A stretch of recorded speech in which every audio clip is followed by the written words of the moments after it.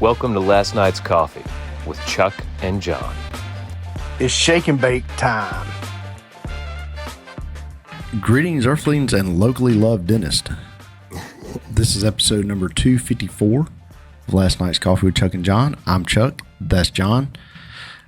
Last week we had a short one because who knew that I was going to run out of internet as soon as I crossed the Tiff County line?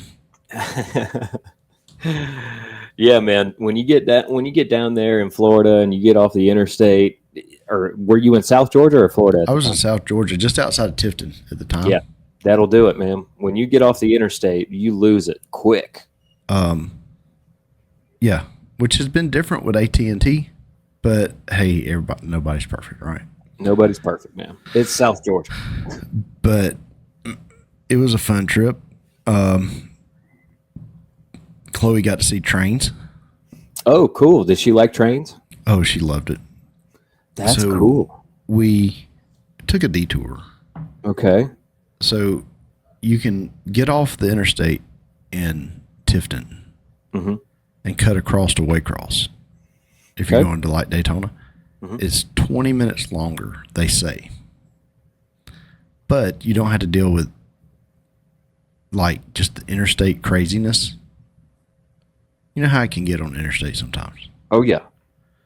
And it's 4-lane. Most of it's 65 miles an hour. And you just ride through. It's an easy route off of the interstate. Yeah, it's you might see like another a car. lane, 35 mile an hour going through a bunch of tiny towns and stuff. No. Right. You see another car every now and then. Yeah, yeah. You're just, riding down through there, just enjoying life. That's cool. That's awesome. So she got to see trains, huh? Yeah, so we stopped in Folkestone. There's a thing called the Folkestone Funnel. All right. And a bunch of railroad tracks come together and go through Folkestone, Georgia. So you've got like 3 different Amtraks come through there. A bunch of cargo comes through there. And they've got train viewing platforms set up and all kinds of stuff. Oh, that's cool, man. That's really weird because I've just now gotten this, I don't even know his name, but this autistic guy from the UK who loves trains. Are you sure he's autistic or not just really excited about trains? Because I know who you're talking about. Because he puts the camera like...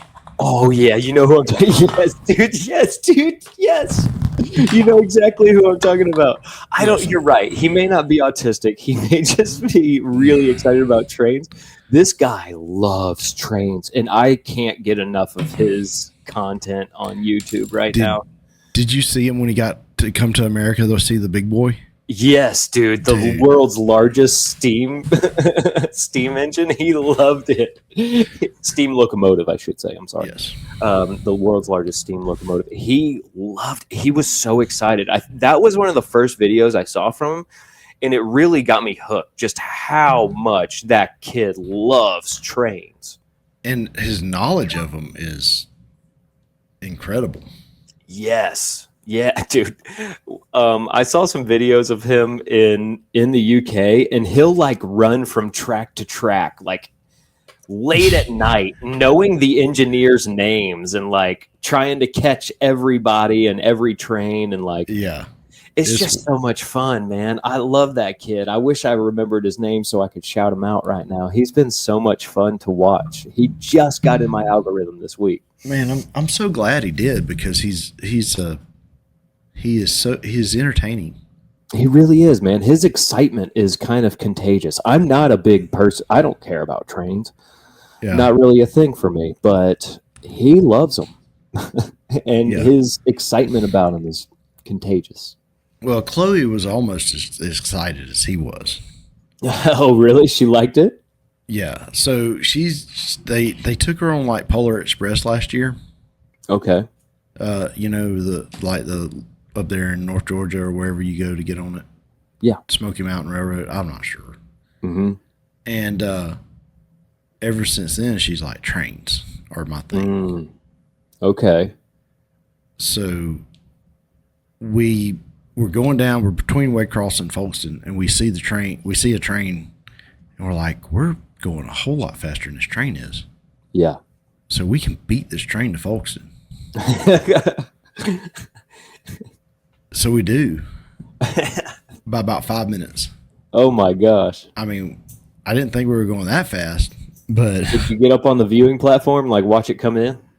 we watched this one from the picnic tables they had set up. Oh, okay. Okay, cool. So, and you're about 2 hours out of Daytona there. So Yeah. it's a good stopping point when you got kids. Dude, it took us 8 hours to get to Daytona. It should take 6, but Yep. Babies, man. Babies will do it. I forgot what it was like to travel with a baby. Yeah. Yeah. And yeah. When we went to Michigan before traveling, when we had babies, there was like a time or two, I'm not gonna lie, where I was like, Catherine, just feed that baby while we're driving, like whatever, just pull her out the car seat and feed her in the front seat. Like, Yeah. I'm not stopping for you to feed this child. I was kind of like getting to that point, but Sierra would not have been. Look, we had to put a baby camera in the back seat so Sierra could monitor her. Wow. Yeah. Man. Yeah.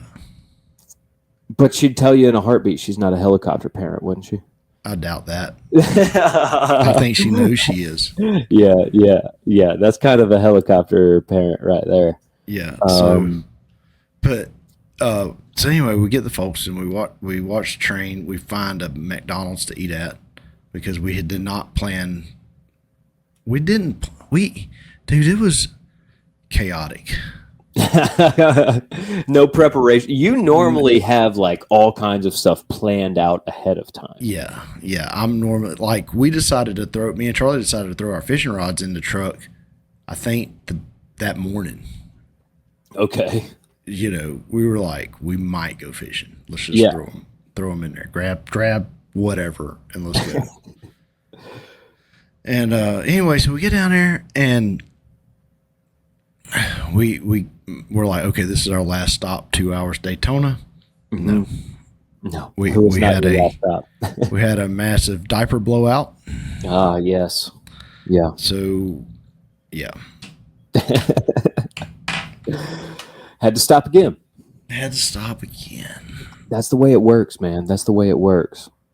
But it was nice to see your grandbabies at the 4th of July celebration, man. That was really cool to see them playing around, and that baby is just as cute as she can be.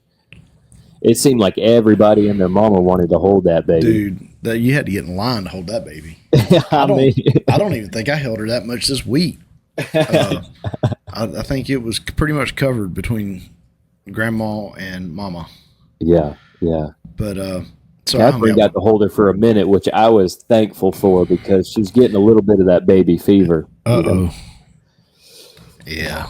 You know, that's, hold it and give it back. Exactly. Now, we can wear this baby fever out real quick. At the fish fry, Mary Beth was trying to spread baby fever. Really? Because I got a cousin, Zach, and his wife. They hadn't been married a year yet, I think. Mm-hmm. And Mary Beth walks up and was like, "Here, yeah, isn't this cute little bundle of joy something you want?" Yeah. Moms are so funny that way, dude. Yeah, they'll spread that around. But dude, I'm really starting to like Daytona. Yeah, what is it about Daytona that's drawing you in, man? I'm starting to learn it. Oh, okay. So you're starting to understand how the streets are laid out and stuff like that? Yeah, and I figured out if I stay on my little end of the beach, that we're like this part that we go to, is like Daytona Beach Shores, that's kind of down at the bottom of Daytona. Really enjoy. I saw Deer Meat for Dinner's boat. Oh, really? Yeah. Oh, man. Yeah, he lives he lives in Volusia County somewhere. Oh, I didn't know that. We go to eat. We had just been watching a Deer Meat for Dinner video, and me and Charlie. So Wednesday, that was me and Charlie's day. The girls had something going on at Cheyenne's house, so me and Charlie get up. We go fishing. We catch some mangrove snappers, and made fish tacos out of them that evening. Ooh. So we come back to the room, got cleaned up, took showers, and took a nap. Nice. Oh, wait. No, we went and ate, then we come back and took a nap. Oh. So there's a place down there called Down the Hatch that Deer Meat for Dinner, they're at all the time. Mm. And I've ate there before, and it's pretty dang good food. So me and Charlie go down there, and we pull into the parking lot, and his boat's up on dry dock getting polished. I'm like, that's freaking Deer Meat's boat. So, I mean, it's very obvious that this boat is his boat because it said Deer Meat for Dinner on it.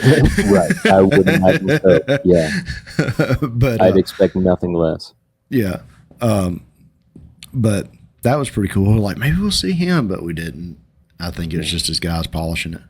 Yeah. You know, you get to a point in life. But so then we come back, take naps, and we go take in a baseball game. How can we take in baseball games? Have you ever noticed that? It's like, I'd like to go take in a baseball game. Dude, you do. You just kind of soak in it. Yeah. You see there, dude, we talk about all the time how minor league games are so awesome. Mm-hmm. This one, you know, it's freaking belly buster night. So general admission's $23 and it's all you can eat. Nice. Yeah. Nice, dude. All you can eat: pizza, hot dog, popcorn, hamburgers. Oh my gosh.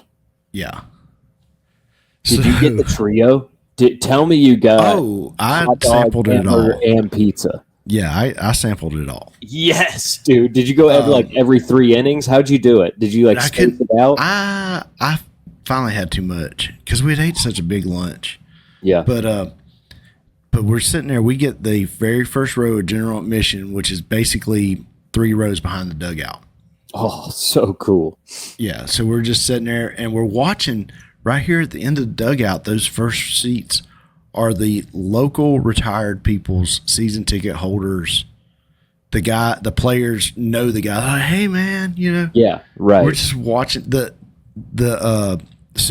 old security guy was like, hey man, did you get your golf in this morning? You know, he's like, no, I didn't go this morning. You know, and I was just like taking all this in. Yeah. We're sitting in general admission, and the lady comes by and goes, "Can I get y'all anything to drink?" Mm. You know, so she's like taking care of us, and we're like, "Where's general admission?" But I got to play a game. What? Like on the big screen? Yeah, yeah. I was the people come up. We were sitting there, and the girl's like, "Would you like to play a game?" I said, "Yeah, I would." Sure would. So I did Plinko. Okay. And I actually won a free ticket, which I gave to someone else that said they were coming back to another game. So that's awesome. So, yeah. Man, you won a free ticket and gave it away. Charlie's got the video, but he hasn't sent it to me yet, so I can't show you the video. But yeah, I was Chuck from Griffin. Or Georgia. No, I was Chuck from Georgia. Chuck from Georgia. That's so cool, man. I always envy those people. You know, the ones who would do like the hat shuffle and all that stuff, dude. Those are always fun. Yeah, so I had the full experience. Nice, dude. You really did. You really did. Especially if you got all of the food. All the food. You sampled all of that food and got to play a game and watch a minor league baseball game from 3 rows up from the dugout. And they won. The local team won, so that was pretty cool. I'm not a big Red Sox fan, but you know, win in Rome. That's right. How cool, man. That sounds like a really fun vacation. Did you get a bunch of time with your other daughter too? Did you get a bunch of time with her? We got a bunch of time with Sierra and got some time with Cheyenne. We Thursday was a big I grilled out on the beach Tuesday. Oh, yeah. That's my new favorite thing. Yeah. Just throwing a cheap disposable grill up there, getting it hot and throwing some hot dogs on it and just letting them sit there. Yeah. Yeah. That's awesome. Were you feeding strangers again on the beach?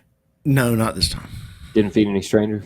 Didn't feed any strangers. Just you know, we ate. Me and Charlie and Mary Beth killed an 8-pack of hot dogs. Like there wasn't nothing to it.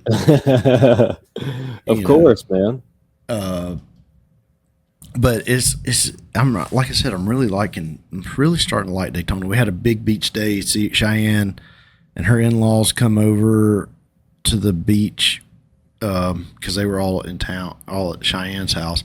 So I mean, yeah, it was just Chloe got to go out and play in the ocean, which was, I felt so bad for her because Sierra made her wear shoes and a life jacket, and Yeah.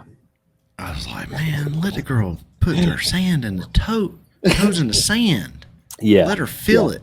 Yeah. You know, that's why we're down here. Got to watch the tide come up, and we actually had to move back. Oh, that's a good feeling, dude.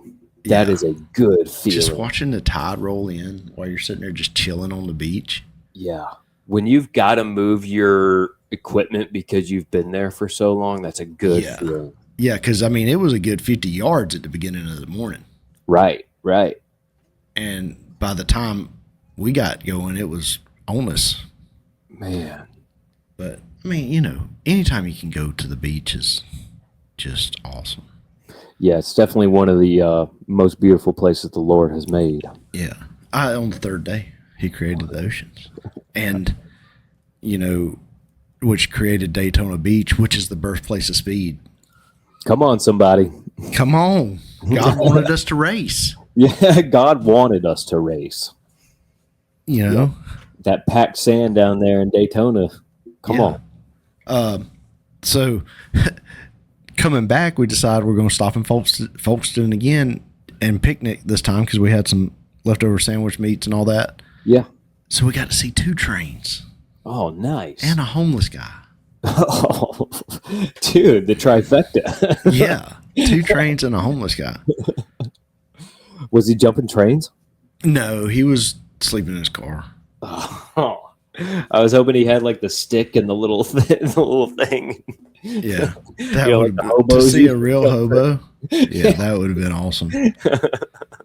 But these 2 trains one was just a little local freight train, Yeah. 1 engine, and then the other one was like a multi-engine double stack container train. Heavy That stuff. was heavy. You couldn't see both ends of it. Wow.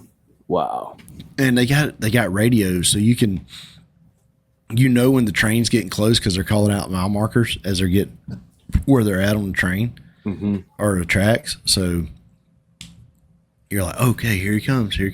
And we only stayed for that train, the double stack train, because this guy comes pulling in. He goes, "There's a double stack freight train, a cargo train, up the track on the side track, and he should be coming through soon." Nice. And he did. Yeah. So we're like, okay, this guy's autistic about trains. There's a double stack cargo train. So we sit there and waited for it. And his knowledge of all the trains that come through there was very good. Oh, that's cool, man. And he gave me some people to go. He was like, go check out these guys. And I done forgot them because I didn't write it down. But on YouTube, there's a guy that's down there that like tells you about each train that comes through. Really? Yes. I want to see the Amtrak Autocar train that comes through. So in Washington, you can put your cars on a train and take it to Disney. No way. And it comes through there. In Washington, like the state of Washington? No, Washington, D.C., that area. Okay. So it comes down the East Coast. Yeah. So your car is with you. How cool is you that? You just take the train. How cool is that? It sounds fun. That sounds like a cool way to go to Disney. Yeah. Yeah, you're not worried about driving. No. You're not worried about traffic, but when you get there, you've got your car. Yeah. And you're not worried about renting a car and paying all that much. Like, you've got yours. And it's supposed to be the longest passenger train in the world.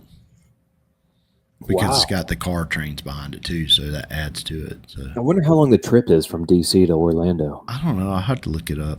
Train trip. But, yeah, that's vacation, man. We got back about 10 o'clock Friday and went and raced Saturday. Oh, gosh. You guys did go race Saturday up in Sonoya? Yeah. So I'm tired. Yeah. How was the showing on Saturday? How did that go? We'll get into all that on the Red Dirt Rundown. Okay. All right. Yeah, cool, got to tease that, man. I hear you. And our plans for the upcoming weekend. But Gotcha. dude, it was a crazy weekend. Lindsey Graham died. Lindsey Graham died. Yeah, R.I.P. Lindsey Graham. Mitch McConnell probably is. There's been reports that he is dead, and then he like tweeted something, and then I don't know. Trump said he doesn't know what's going on with McConnell. Sam Neill died, dude. Dude, really sad about that one. Dr. Alan Grant. I'm gonna be honest. I already thought he was dead. Oh, because I get him and Paxton mixed up. Oh, Bill Paxton. Yeah. Oh. Bill Paxton's American. Sam Neill wasn't he English? I'm he was English, not right? sure. Sam Neill's awesome though. He was awesome, I suppose. But definitely celebrate the Hunt for the Red October and Jurassic Park and all that. He was even in Peaky Blinders. So yeah. R.I.P. Sam Neill. Yeah. So let's see what else we got on our list. Oh, I got some low volume cymbals this weekend, Chucker. Oh, that's awesome. So I got these cymbals that I got the whole set. They're super cheap, and they just got a bunch of holes drilled all inside them, like all in them. You know what I mean? And so there's all these holes inside of these cymbals, and it like cuts down a significant amount of the volume and the noise. And yeah, I'm pretty freaking stoked about that, man. I've always thought they looked cool. Yeah, man. I mean, especially for someone who plays like me, I'm not like a wrist and fingertip player. Like I play with my whole arm. And dude, I think it's because I learned how to play with a bunch of casts on my arms. Every time, like when I was learning how to play, I was breaking my arm constantly, both arms. And so the first show I ever did was my 7th grade talent show, and I shoved the drumstick down and duct taped it into my cast and played like that. Like just. See, you're a very stiff player. I am a very I play with my whole arm, not with my wrist. Yeah, I'm very. We got to work on that. I think it's just how I play now. So the low volume cymbals are a big deal to me, and they are working out great. That's great. I'm sure the church appreciates it. Well, the church has not experienced them yet. This is just at the house. Yeah, I bought them for I'm playing for youth camp here at the end of the month. Right. Yeah, I'm playing for youth camp at the end of the month, and so I really just bought them for that purpose. I heard a thing about youth camp. They said by the 3rd or 4th night, you're so tired that I could get you to follow a leprechaun based on emotions.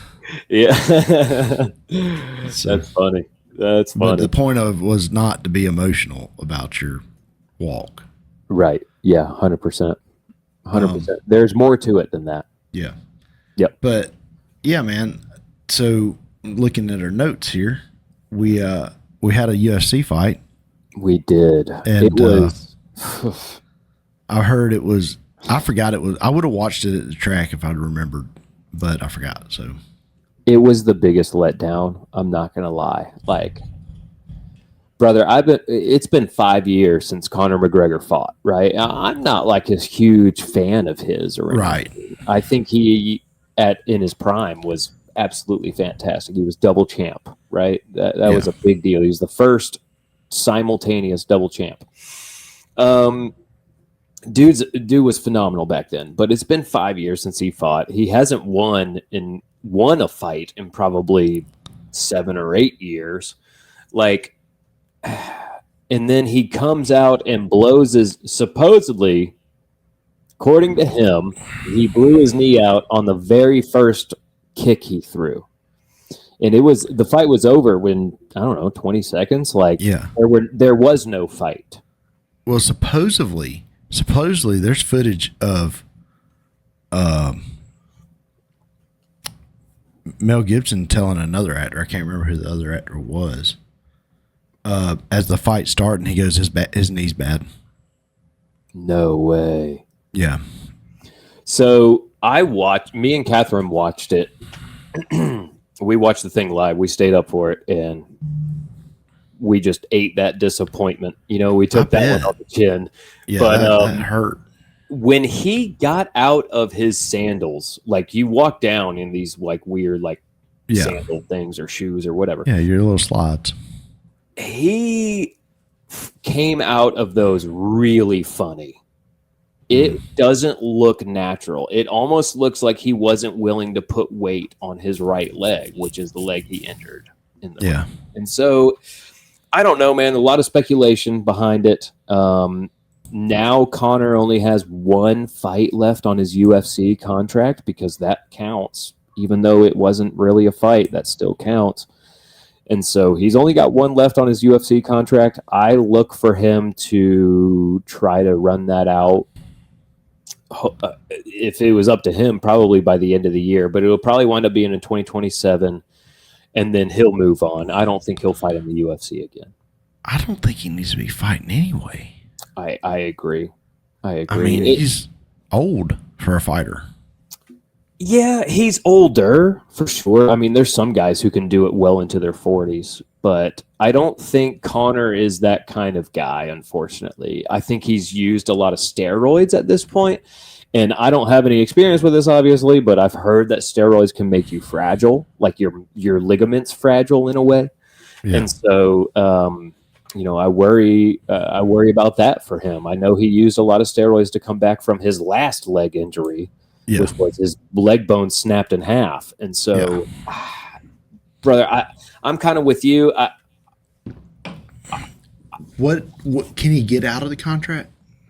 Or the UFC can release him from the contract, yes, but they would never do that. He's the biggest cash cow they've ever had, ever. I understand that, but the man's life, I mean, yeah, he's got 2 kids, I think, to run around and play with, right? Like, at what point do you say fighting's not worth it? Well, it'll come back up in the memes. Well, okay, good.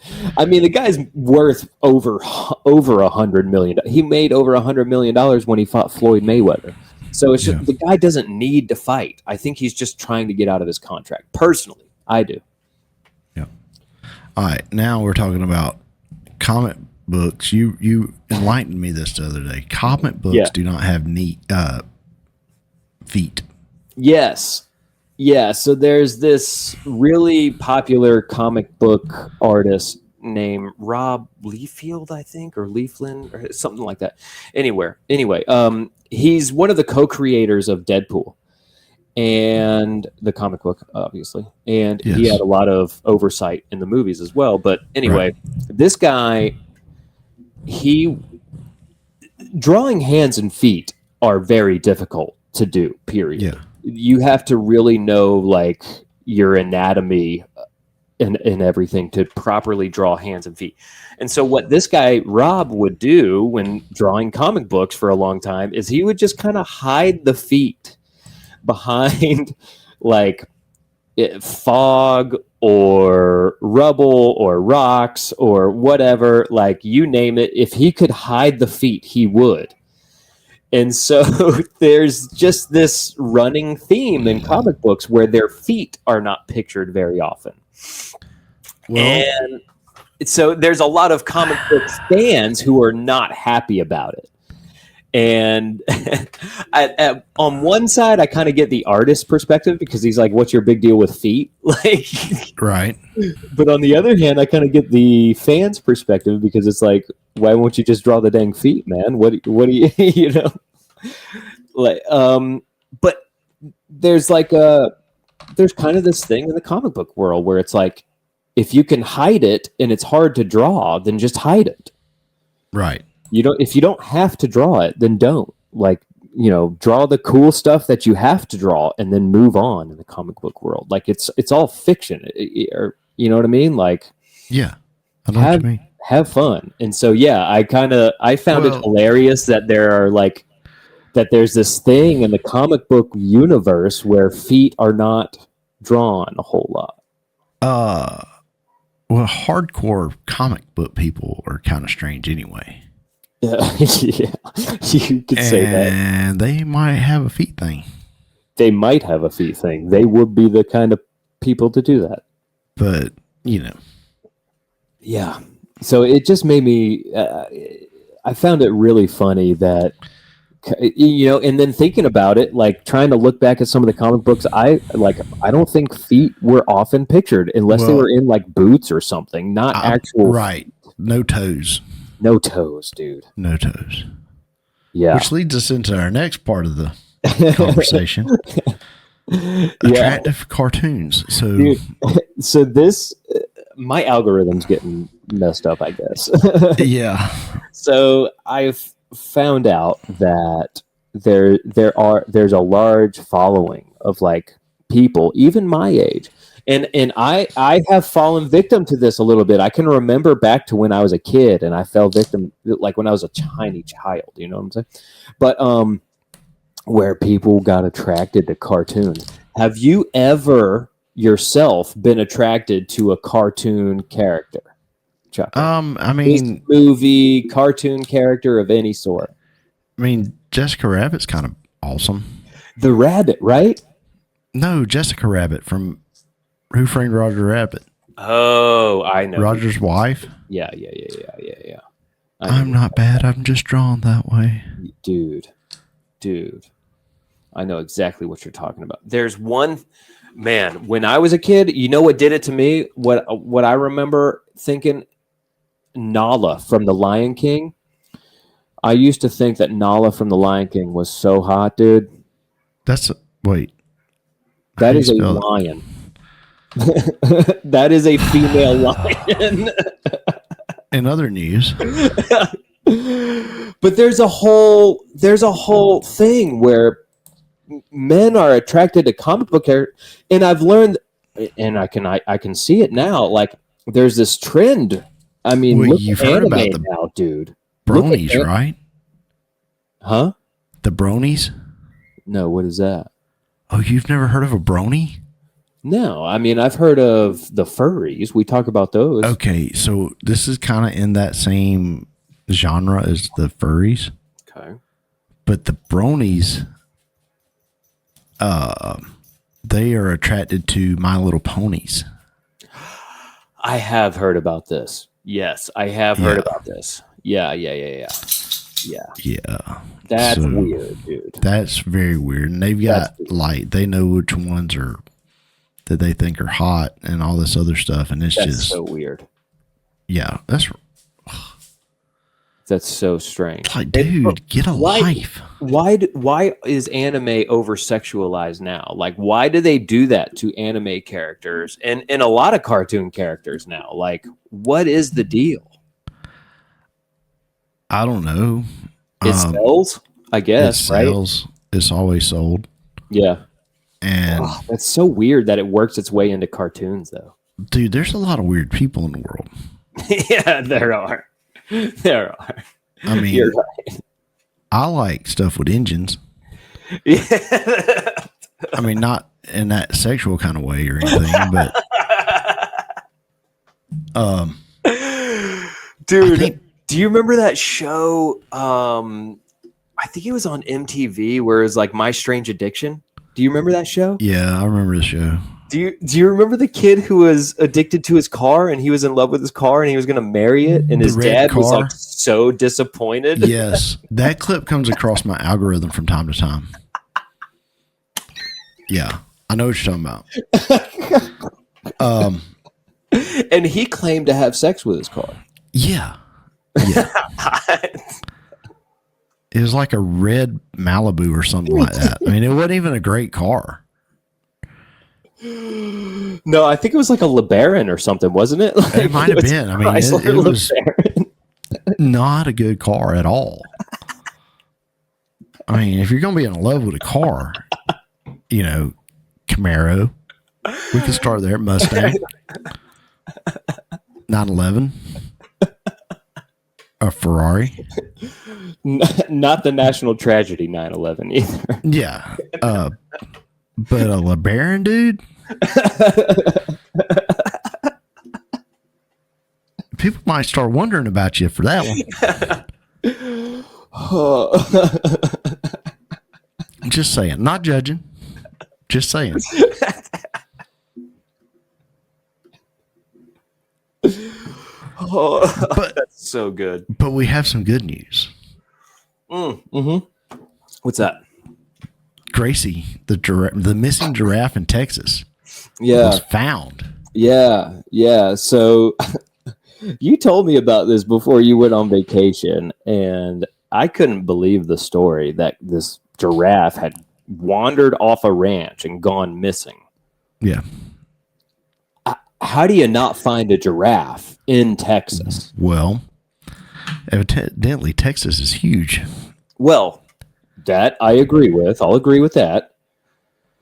But I mean, it's a giraffe. giraffe. How tall? It's 20 feet tall, dude. How are you not going to find and you're trying to tell me there's no chance, there's absolutely 0.00000 chance that there's a Bigfoot and we can't find a 20-foot tall giraffe roaming around in Texas?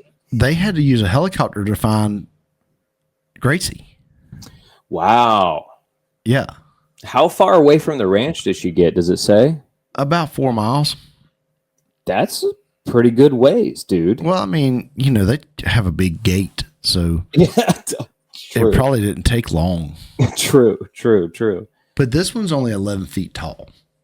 Okay. But I mean, 11 feet. You that's say that like it's short. Like, yeah, that's two of you, dude. Yeah. Yeah, that's 2 me tall.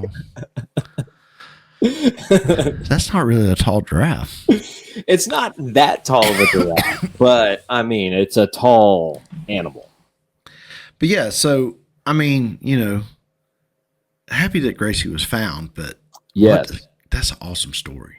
It is an awesome story. I'm glad she's home safe, and I wonder how many giraffes are kept in captivity in Texas. There's more tigers held in captivity in Texas than there is tigers in all of the wild of the world. And so how many giraffes, I wonder, are being held in captivity there as well?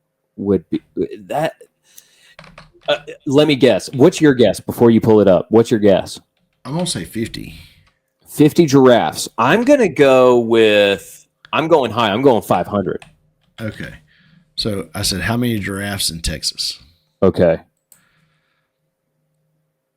There's no exact official census of giraffes in Texas because the state's multi-million-dollar exotic game and breeding industry is largely unregulated. The total number fluctuates, but there's an estimated several hundred to a few thousand giraffes in Texas. Dude, heck yeah, man. Heck yeah. There's a thriving giraffe population in Texas. Yeah, so how do they know they found Gracie? They could have found somebody else's giraffe. I'm sure that's not the only missing giraffe in Texas. Marcus Luttrell's giraffe died. That could be Michael. Yeah. Could be Michael from up the road, at this other ranch.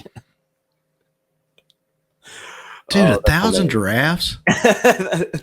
I'm telling you, there is a healthy giraffe population. That might be the title of the show, 1,000 giraffes. Oh man, on that note, are you ready to take an ad break and gather ourselves back for the end of the show? Yeah, because we got 1,000 giraffes to think about. That's true. All right. Sorry for the interruption in the episode, but we'd like to take this moment to advertise for Eileen Ayers at movingcoweta.com for all your realty needs in and around the Coweta County area. Make sure you visit movingcoweta.com. That's Eileen Ayers. Yeah, check that out, folks. Also, we'd like to thank our sponsors at Charlie Austin Ford Racing, Speed U, Synergy Speed Lab, Wynn's Pharmacy, Mickey Scott's Barbershop, Trinity Fleet Services, Daytona 1, Da Vinci's Pizza, Parker Lanes, Ember and Oak, Cigar Lounge, Exterior Traditions, and Devotee Baptist Church. Go check those guys out. That's a list right there, my guy. Man, I tell you what, we got a lot of sponsors that help us out, and that's no particular order. Yeah, that's awesome, man. I love that so many people have gotten involved in sponsoring Charlie and trying to help him out and help him achieve his goals. That's awesome. Yeah, and if you want to help us out achieve our goals, you can like and subscribe on YouTube, iTunes, and Spotify. Leave reviews, leave comments, whatever you can. Share the show. It helps us out. Just hit the like button, guys. Just hit the like button. Also, find us on Facebook. Hey, go buy some merch. You got the COR merch. Yeah. You got the Last Night's Coffee merch. Yeah. You got the SVK Racing Apparel page on TeePublic carries all of our merchandise that we have out right now. That is teepublic.com. TeePublic.com. Yep. Or you can just go to our Facebook page and find the link there. Yep. All right, you ready? We're back. Oh, yep. You just drooled. Me? Yeah. I wouldn't doubt it. No, you didn't. Oh. So we're back for the Red Dirt Rundown, y'all. Yeah, come on. Continuing our following of the Hunt the Front Super Series. Ashton Winger won again at Lithonia. My gosh, this or kid. Livonia, or it's somewhere in northeastern Georgia. Okay. Charlie said I say it wrong. Over there near like Lithonia. Stone Mountain. No, this is Livonia. It's got a V in it. Oh, I'm not familiar with that. North of Commerce, south of Hartwell. Okay. Up there. It's up there. Yeah. But he won again. So that was his fourth win in a row, I think, with the Hunt the Front Super Series. Man, does that put him in the front for points? Yeah, he should be. He's got a pretty much. Yeah, no, wait, 1, 2, 3, 4. Yeah, 4 wins in a row. So yeah, he should be in a points lead. He gained the points lead coming into Sonoa, or was tied coming into Sonoa, got it in Sonoa, and then Livonia, he won again. Now, Chris Ferguson won Saturday night at Cherokee, but he's not a series regular, so it was like Ashton's Chris Madden finished second, Ashton finished third. So Chris is normally with the Outlaws or whatever. I think it's with Outlaws on North, but anyway, that just puts Ashton's lead a little bit further because he got a podium finish. That was cool. Charlie actually got a shout out in the win interview. Yeah, that's awesome. When he was thanking the guys at Clint's shop. So that's so cool. And we didn't know about it. Charlie went down to get his transponder Saturday night, and Clint's daughter's like, "Hey, did you hear your shout out?" And Charles was like, "What?" So we had to go find it. Oh man, How cool is that? Charlie's first official shout out there. Yeah, first official shout out. Too.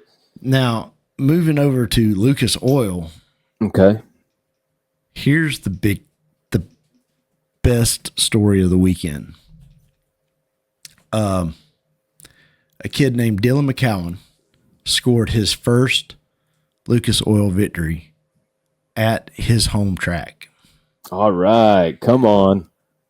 So he won $15,000, and then he got an additional $1,000 for being a dark horse winner.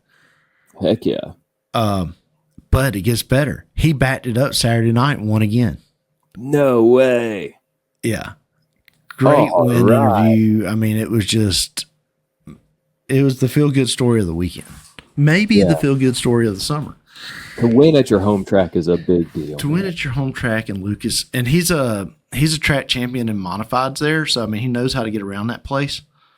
But yeah, man, it was just a big deal. It's him and his dad out there doing it, putting together a team, and just doing it the hard way. So good for him. Good for him. Yeah, that's awesome, man. I love to hear those stories. And then we raced at Sonoa. We run limiteds because we thought the car count limited might be smaller, and it turned out to be bigger than 604s, but whatever. Started 17th, finished 15th. Learned some about the car, learned some about tire selection. Charlie started running the top a little bit, trying to learn that. So, I mean, it was kind of turned into a test session after he got lapped. So, building block. I mean, it went 30 laps caution free, I think. Wow. Yeah. Wow. No spin outs, no nothing. Yeah. So it was a quick race. I think it was probably 8 minutes or so. Wow.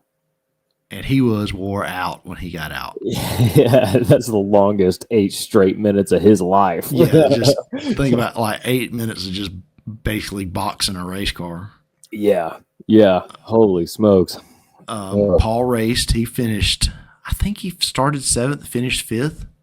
Okay. So he had they had like almost 20 hot shots this week. So yeah, I wanted to ask him when he was going to be racing again when I saw him on the 4th. Now, this weekend, I think we're definitely running Sonoma Saturday night. We're probably running Penton Friday night. Okay. So it's going to be another weekend with no break. Yeah. Yeah, sounds fun. Back to back, man. Doing back to back races. Come on. Yeah. And then I believe Hunt the Front is probably off this week, but let me just look. What is? Yeah, Hunt the Front's off this week. Their next race is July 31st at Duck River. We've got the Southern Summer Nationals or something like that starting this weekend, and they will be racing all over the freaking place. Let's see if I can find something on there, because it's a pretty good series. Mm-hmm. It's kind of our Southern Hell Week type thing. But they're running, I think it's 11 races in 14 days. Oh, wow. So they'll be at Sonoma on a Tuesday. Okay. So that'll be interesting. They're running, Swainsboro, Sonoma, Toccoa, Blue Ridge, Chatsworth, Tazewell, Modoc, Swainsboro, Screven. And that starts this weekend. That actually started on the 12th, but it got rained out. It started in Virginia, ends in Tennessee, comes down through Georgia like this. Oh, man, that's awesome. Yeah. So should be a good week of racing here coming up. Look forward to that. Yeah. So we'll have to keep involved. So the first race was July 13th, and let's see who won it. Who to watch? 13th is today, isn't it? Is that today? Oh, okay. So it ain't. Yeah, it starts today. Okay. Well, I guess that'll be on Flow tonight. Yeah, come on. Dale McDowell will be running it. So a lot of our regional guys will be running. I believe Ashton's probably running it. I think that must be why Hunt the Front's off till the 31st, is because a lot of those guys will be running that. So anyway, are you ready to react to a reaction video? Absolutely, man. Absolutely. Yeah. Put it up there on the bottom, and I'll put her up on the screen here. All right. Are you ready? Yep, I got it up. If you live in Texas, in Austin, Texas, you know this is one of the best spots to come, bro. So, like, right here is all nothing but mechanics. These are all mechanics. And they will do, like, whatever. They would do any service that a shop would charge you a lot of money for very cheap, and they're legit. They changed. Mozzie, come here. They helped me do my bumper exchange, my hood exchange, all that for like $150. They're legit though. If you're in Austin, Texas, come to Southside, bro. These people will get you right. Just go to Riverside, and they're behind the AutoZone. There's got a lot of different options. All these guys out here are mechanics, and they would do any job that a shop would do for cheap as hell, bro. It's cheap. If you live in Texas, it's like a auto shop, like a shade tree flea market. Yes, that's exactly what it is. Dude, like you're looking at steel, right? Dude's got a press. Yeah, dude. They're doing all kinds of stuff out there, man. They are working, Jack. No lift, not a lift in sight. Not a lift inside. I'm surprised somebody hasn't showed up with a mobile lift yet. I know. I mean, not a lift in sight, dude. Yeah, that's going to be the expensive guy. Yeah. That guy, he's going to charge a little bit more. Yeah, that's so funny, man. That's so funny. Is out behind the AutoZone? Yeah, just go out there and get it done. But yeah, so that's that. Love that, man. Love it. Absolutely love it. I know you've got a meme picked out already too, don't you? Yeah, I do. All right. This one's going to be related to the Mac being back, isn't it? Oh, yeah. I see it. I'm putting it up.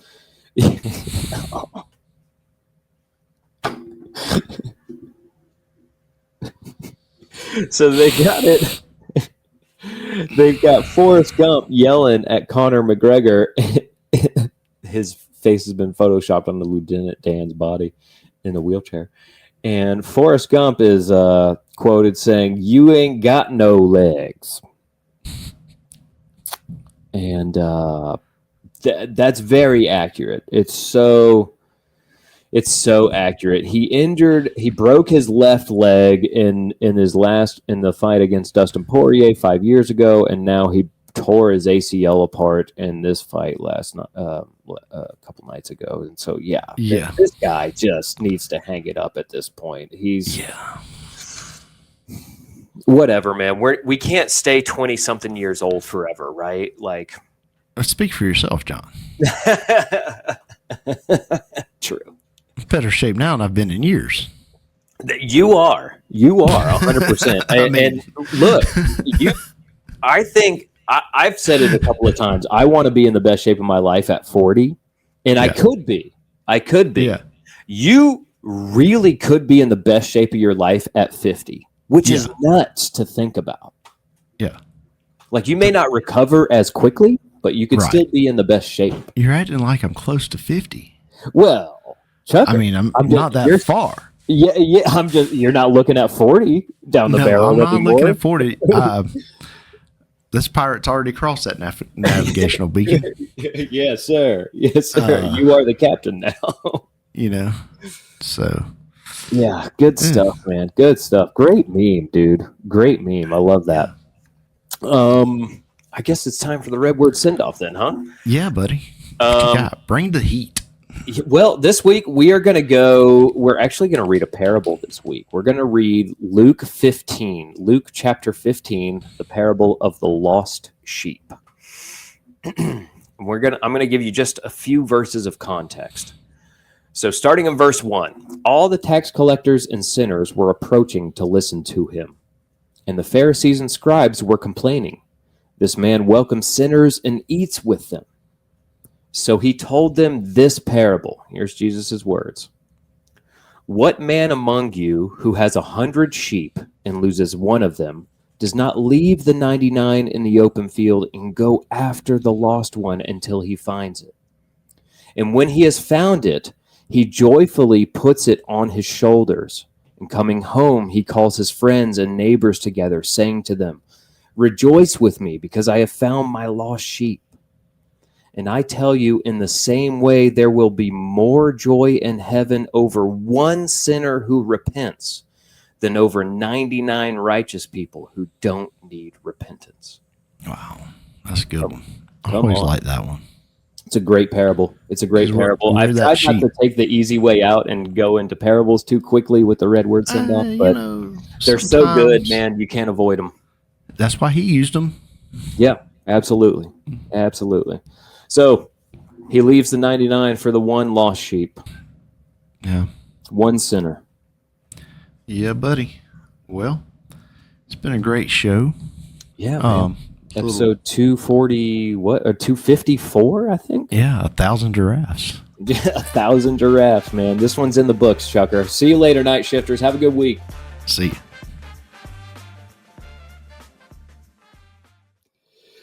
Oh, 1,000 freaking giraffes. That number, I figured it was going to be like 100. Nah, dude. I had a feeling it was going to be big. I had a feeling it was going to be a big number because I think there's like 2,000 tigers. or something. I think there's like 1,000 tigers or 2,000 tigers. Well, we'll look that up too. I'm pretty sure. I We'll felt come like back with the that. giraffes was going to be a lot. There's so many tigers. How many tigers does Texas have? Holy. How many? 2 to 5,000. Dude, see? What is wrong with those people? Healthy tiger population, bro. Healthy tiger population. Zeus. They got tigers like we got dogs. Yeah, man. That'd be a good tag on the end of the show. Yeah, it would. Post cred.